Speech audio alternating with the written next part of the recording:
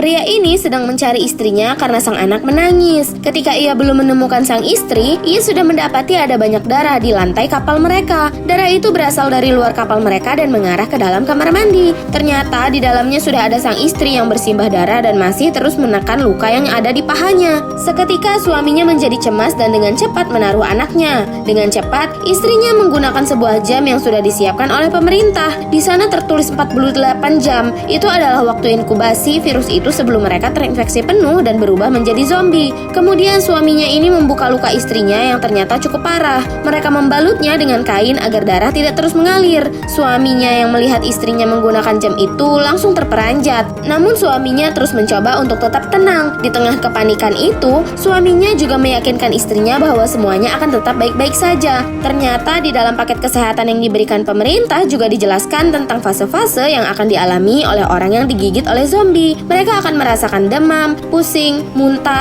hingga kejang-kejang. Dan ini adalah alat untuk bunuh diri yang disediakan pemerintah agar tidak menjadi orang yang terinfeksi. Setelah berdebat cukup lama, mereka pun setuju dan memutuskan untuk pergi ke daratan dan mencari rumah sakit. Tak lama, tibalah mereka di daratan sambil membawa putri mereka ikut bersama mereka. Tak jauh dari sana, mereka terkejut melihat di tanah ada beberapa manusia yang terbakar. Tampaknya itu adalah bangkai orang yang terinfeksi yang dibakar oleh penduduk sekitar. Tak berselang lama, mereka mencari sesuatu untuk digunakan pergi ke rumah sakit. Mereka melihat sebuah mobil yang dapat mereka gunakan. Dengan cepat, mereka masuk ke dalam mobil ini. Tetapi, mereka tidak tahu apakah di sekitar mereka ada bahaya atau tidak. Suaminya ini mencoba untuk mencari kunci mobil ini, yang ternyata ada di bawah kolong mobil itu dan masih tersangkut di tutup bensin. Sedangkan istrinya mencoba untuk mengambil tempat duduk untuk putri kecilnya. Mereka mencoba untuk bergegas agar mereka tidak bertemu dengan bahaya yang tak mereka harapkan. Suaminya juga meminta istrinya untuk masuk dan tetap di dalam mobil.